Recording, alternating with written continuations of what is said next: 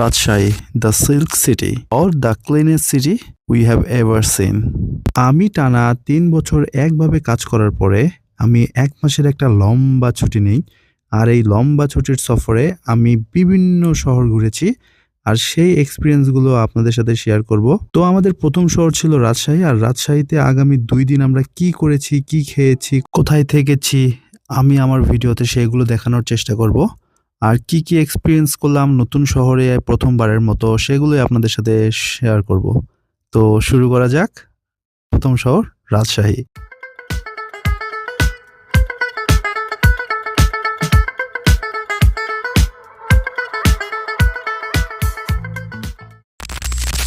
রাজশাহীতে যাওয়ার ৩-৪টা মাধ্যম থাকলেও সবচাইতে দ্রুততম এবং সহজ মাধ্যম হচ্ছে বগুড়ার শাখপালা থেকে রাজশাহীর যেকোনো একটি বাসে উঠে পড়া।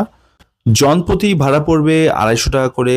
আর আপনি যদি খুব ভোরে উঠতে পারেন তাহলে আপনি সাতমাথা থেকেই ৬টা থেকে ৭টার ভিতরে বাসগুলো ওখানেই থাকে, ওখান থেকে আপনি উঠে সোজা রাজশাহী যাইতে পারবেন। যাওয়ার পথে হঠাৎ করে বাসের পিছনের চাকাটি পাংচার হয়ে যায়। আমাদের একটু যাত্রা বিরতিতে এই সমস্যার সম্মুখীন হতে হয়। দেন চাকা ঠিক করে ড্রাইভার সাহেব আবার রওনা দিল। যাইতে যাইতে রাস্তার পাশে অনেক কার্যক্রম দেখতেছিলাম। রাস্তা আরও বড় করা হচ্ছিল। অর্থাৎ বোঝা যাচ্ছে আগামীতে আমাদের বগুড়া টু রাজশাহী যাইতে বেশি সময় লাগবে না এবং বেশি যানজটের মধ্যে পড়ে থাকতে হবে না। প্রায় ৩ ঘন্টার মতো সফর করার পরে আমরা অবশেষে রাজশাহীতে পৌঁছাই। রাজশাহীতে ঢোকার পরে রাস্তার মাঝখানের ল্যাম্পপোস্টগুলো অর্থাৎ নিয়ন বাতির বাতিগুলো খুব দৃষ্টি আকর্ষণ করছিল। আমার খুব এক্সাইটেড লাগতেছিল যে প্রথমবারের মতো রাতের বেলা এগুলো দেখতে আসলে কেমন হবে। আর রাস্তাঘাটের কথা কি আর বলি, রাস্তাঘাটের কথা বগুড়ার চেয়ে অনেক ভালো, আলহামদুলিল্লাহ। তবে রাজশাহীবাসীর এটা খুব একটা ভালো অভ্যাস। তারা রাস্তার পাশে পাশে ময়লা আবর্জনা তেমন একটা ফেলায় না, অথবা ফেলালেও হয়তো নির্দিষ্ট স্থানে ফেলায়, যার কারণে সিটিকে অর্গানাইজড এবং পরিষ্কার রাখতে তাদের খুবই হেল্প হয়। আমরা রাজশাহীতে ঢোকার পরে সোজা যাচ্ছিলাম হোটেলে।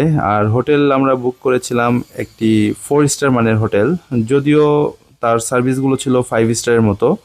হয়তো সেখানে বার নেই দেখে তারা 5 স্টারটা পায় নাই। তবে হোটেলের মান ছিল 4 স্টার। আবার মাথায় মাঝে মাঝে খেয়াল আসতেছিল যে রাজশাহী তো বিভাগীয় শহর, আর বিভাগীয় শহর সবচাইতে উন্নত এবং প্রায়োরিটি বেশি পাবে, এটাই তো স্বাভাবিক। আমার বয়স এখন 27 চলতেছে, আর গত 15 থেকে 17 বছর কেন কোনো অদৃশ্য কারণে বগুড়ার কোনো এত উন্নতি হলো না, এটা আমার অজানা একটা প্রশ্ন।